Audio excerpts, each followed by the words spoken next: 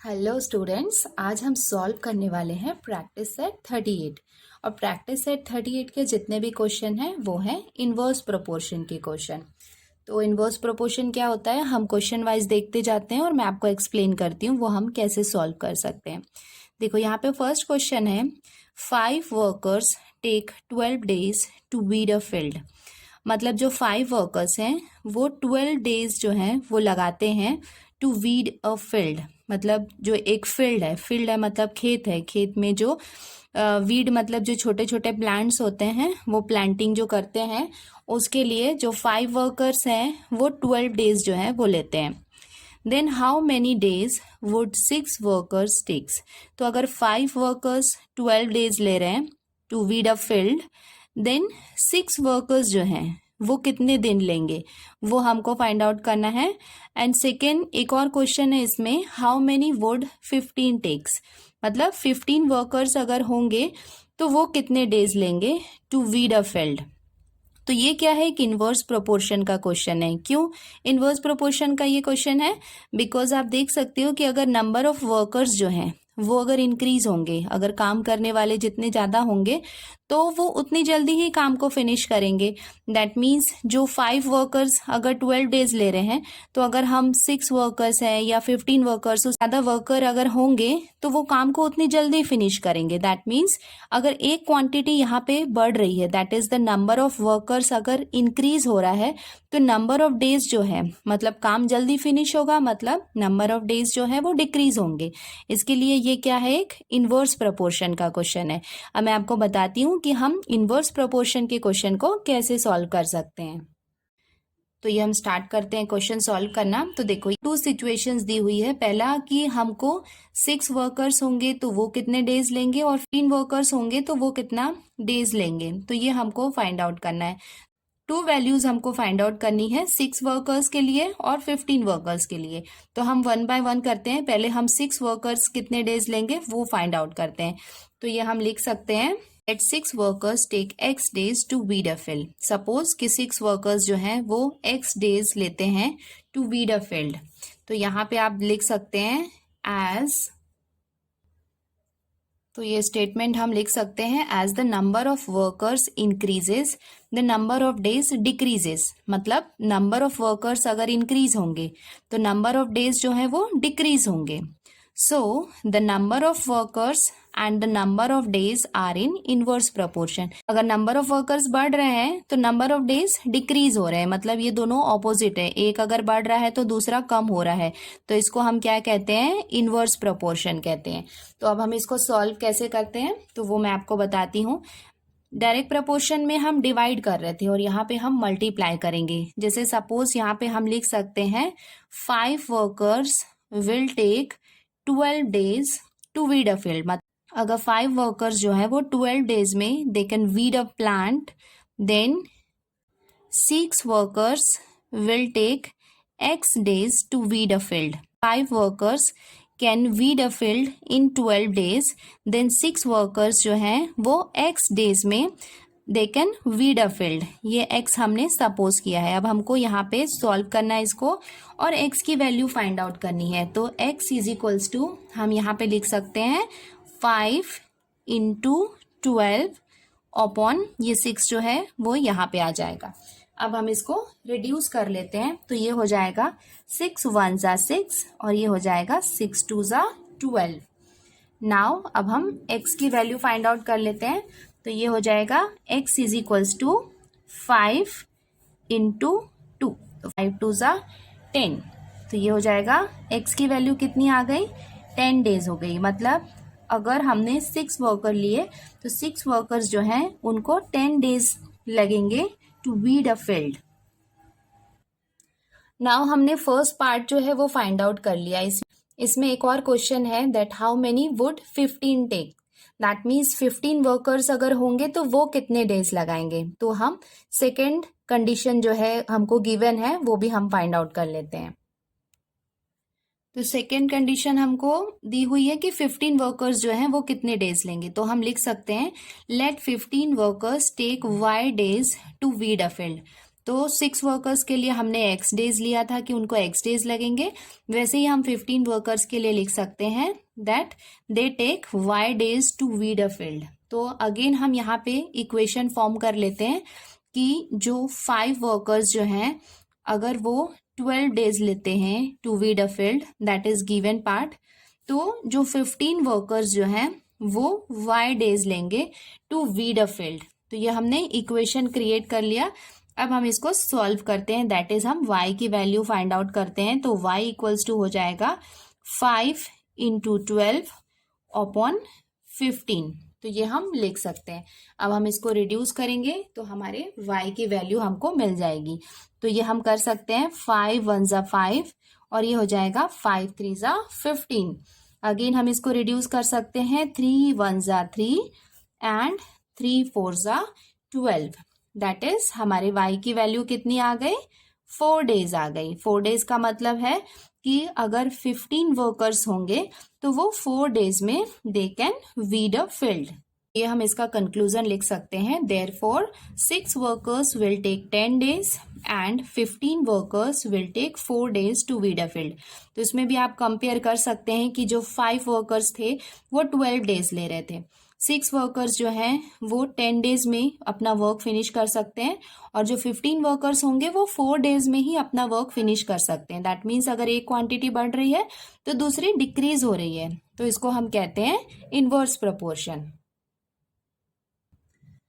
अब हम स्टार्ट करते हैं क्वेश्चन नंबर 2। यहाँ पे क्या दिया हुआ है, Mohan Rao took 10 days to finish a book reading 40 pages every day. मतलब मोहन राव जो है वो 10 डेज में एक बुक को फिनिश करता है अगर वो एक दिन में 40 पेजेस जो हैं वो रीड करता है।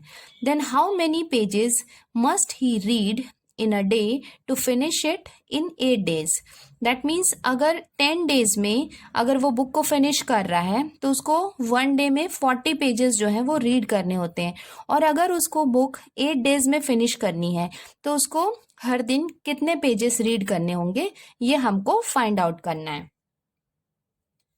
यहाँ पे भी आप देख सकते हैं बच्चों कि अगर नंबर ऑफ डेज अगर डिक्रीज करना है, अगर उसको बुक को जल्दी फिनिश करना है, जल्दी रीड करना है, तो उसको ज़्यादा पेजेस पढ़ने होंगे। मतलब पेजेस इंक्रीज होंगे तो नंबर ऑफ डेज जो है वो डिक्रीज होंगे। दैट मीन्स यहाँ पे एक क्वांटिटी को अगर हम बढ़ाएंगे, दैट इज रीडिंग कर रहा है जो नंबर ऑफ पेजेस जो है उसको हम इंक्रीज करेंगे तो नंबर ऑफ डेज जो है वो डिक्रीज होगा। दैट मीन्स वन क्वांटिटी यहाँ पे इंक्रीज हो रही है और सेकेंड क्वांटिटी डिक्रीज हो रही है। इसके लिए ये भी क्या हुआ, एक इनवर्स प्रोपोर्शन का क्वेश्चन हुआ। तो अब हम स्टार्ट करते हैं क्वेश्चन नंबर 2। तो यहाँ पे हम लिख सकते हैं, let the Mohan Rao read x pages every day to finish the book in 8 days. अगर उसको 8 डेज में बुक फिनिश करनी है तो उसको every days suppose x pages read करने होंगे। So we can write, as the number of days decreases, the number of pages increases. So the number of days and number of pages are in inverse proportion. इसका क्या मतलब हुआ, the number of days decreases, जितने ज़्यादा days कम होंगे, the number of pages increases, मतलब number of pages जो है वो जितना ज़्यादा रीड होंगे तो number of days जो है वो उतने ही डिक्रीज होंगे या कम होंगे। दैट मीन्स इसमें भी आप देख सकते हो कि एक क्वांटिटी इंक्रीज हो रही है तो दूसरी डिक्रीज हो रही है। दैट मीन्स ये भी क्या हुआ, एक इनवर्स प्रोपोर्शन है। इसको हम कैसे सॉल्व कर सकते हैं, तो ये हम लिख सकते हैं, देयरफॉर अगर 10 डेज में मोहन राव जो है वो 40 पेजेस उसको रीड करने होते हैं एवरी डेज। मतलब 10 डेज में अगर उसको बुक फिनिश करनी होती है तो 1 डे में उसको 40 पेजेस रीड करने होते हैं, और अगर उसको बुक को 8 डेज में फिनिश करना है तो उसको x पेजेस रीड करने होंगे एवरी डे। नाउ अब हम x की वैल्यू फाइंड आउट कर लेते हैं। तो x इज इक्वल्स टू हो जाएगा 10 इंटू 40 अपॉन 8। तो ये हम लिख सकते हैं। नाउ अब हम इसको रिड्यूस कर लेते हैं। तो इसको हम ऐसे रिड्यूस कर सकते हैं, ये हो जाएगा 8 1 ज़ा 8 और ये हो जाएगा 8 5 ज़ा 40। दैट इज हमारे x की वैल्यू हम लिख सकते हैं, x is equals to 10 into 5 और 10 5 सा हो जाएगा 50। तो ये इसका कंक्लूजन हम लिख सकते हैं, hence Mohan Rao will have to read 50 pages every day to finish the book in 8 days. अगर उसको 8 डेज में बुक फिनिश करनी है तो उसको एवरी डे 50 पेजेस रीड करने होंगे। करते क्वेश्चन नंबर 3। यहाँ पे क्या दिया हुआ है, Mary cycles at 6 kilometre per hour. 6 kilometre per hour मतलब 1 आवर में अगर वो 6 किलोमीटर साइकिलिंग करती है, then how long will she take to reach her aunt's house which is 12 kilometre away. तो अगर उसकी आंट्स का जो हाउस है, मतलब उसकी आंटी का जो हाउस है वहाँ से 12 किलोमीटर दूर है, तो उसको कितना टाइम, हाउ लॉन्ग मीन्स उसको कितना टाइम लगेगा आंट के हाउस में पहुंचने में। एक और कंडीशन दी हुई है, if she cycles at a speed of 4 kilometre per our.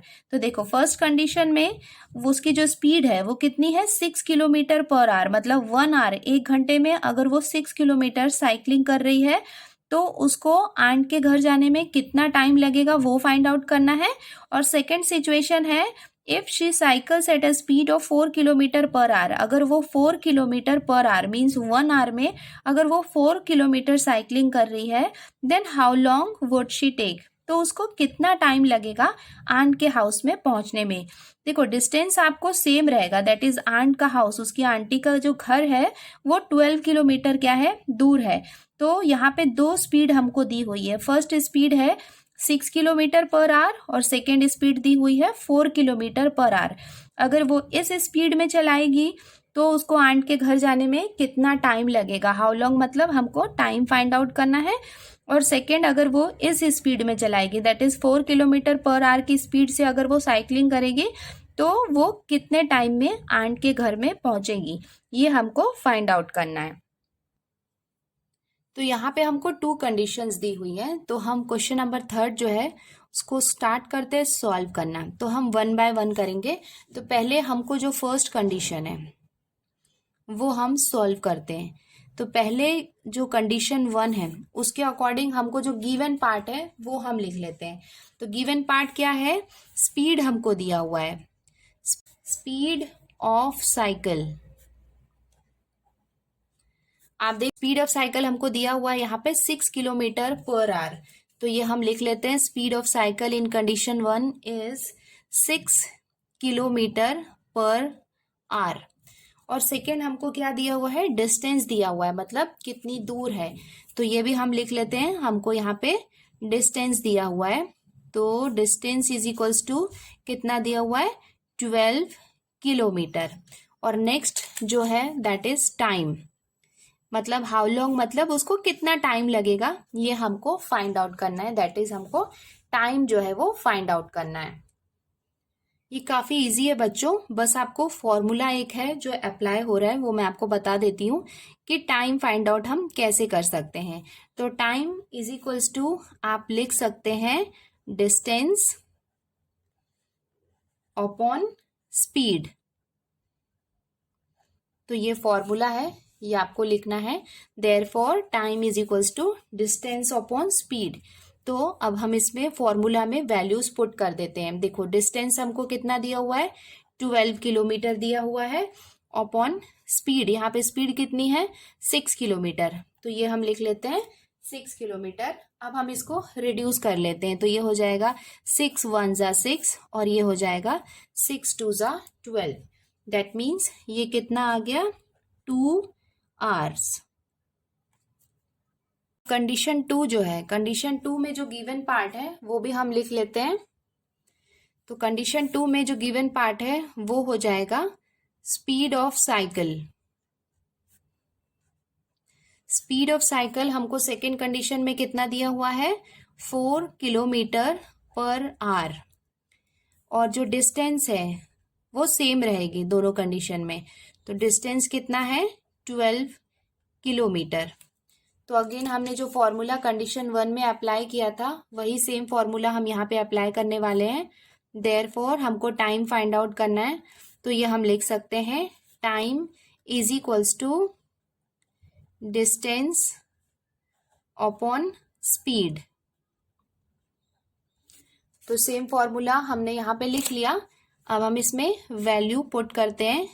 तो टाइम इज इक्वल्स टू हो जाएगा, डिस्टेंस जो है वो सेम है, दैट इज 12 किलोमीटर, और स्पीड यहाँ पे डिफरेंट है, that is 4 kilometre per hour है यहाँ पे स्पीड। अब हम इसको रिड्यूस कर लेते हैं, तो ये हो जाएगा 4 1 जा 4 और ये हो जाएगा 4 3 जा 12, दैट इज ये कितना हो जाएगा, टाइम जो है वो आ जाएगा 3 आवर्स। तो ये हम लिख लेते हैं, if the speed of cycle is 6 kilometre per hour then Mary will take 2 hours. That means अगर स्पीड 6 किलोमीटर पर आवर है तो मैरी को 2 आवर्स लगेंगे, and if the speed of cycle is 4 kilometre per hour then she will take 3 hours to reach her aunt's house. That means the speed of cycle अगर 4 kilometre per hour है तो उसको 3 hours लगेंगे उसके ants के house में पहुंचने में। The stock of grain in government warehouse last 30 days for 4,000 people। मतलब गवर्नमेंट का वेयर हाउस मतलब जो गोडाउन्स होता है जहाँ पे मतलब ग्रेन्स को, फूड को क्या करते हैं, स्टोर करके रखते हैं। तो अगर 4,000 पीपल है टोटल, तो उनके लिए वो जो फूड होता है वो 30 डेज तक चलता है। Then how many days will it last for 6,000 people. तो अगर 6,000 पीपल अगर टोटल होंगे तो वो फूड जो है वो कितने दिन तक चलेगा उनके लिए, वो हमको फाइंड आउट करना है। तो यहाँ पे आप देख सकते हैं कि यहाँ पे नंबर ऑफ पीपल कितने हैं, 4,000 है। तो ऑब्वियसली अगर नंबर ऑफ पीपल इंक्रीज होंगे तो जो फूड जो होगा, फूड का रिक्वायरमेंट जो होगा वो ज़्यादा होगा। दैट मीन्स जो फूड जो है वो 4,000 पीपल के लिए 30 डेज तक चल रहा था, वो अगर पीपल ज़्यादा होंगे, that is number of people ज़्यादा होंगे, तो वो फूड जल्दी फिनिश हो जाएगा, नंबर ऑफ डेज जो है वो डिक्रीज हो जाएंगे। तो ये भी क्या हो जाएगा, एक इनवर्स प्रोपोर्शन का क्वेश्चन है। तो हम इसका सॉल्यूशन स्टार्ट करते हैं। तो ये हम लिख सकते हैं कि let the stock of grain last for x days for 6,000 people.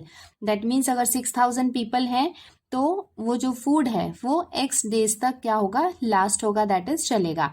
That people and the days are in inverse proportion. तो ये भी क्या है, एक इनवर्स प्रोपोर्शन का क्वेश्चन है, क्योंकि अगर नंबर ऑफ पीपल इंक्रीज होंगे तो नंबर ऑफ डेज जो है वो डिक्रीज होंगे। तो ये क्या हुआ है, एक इनवर्स प्रोपोर्शन का क्वेश्चन है।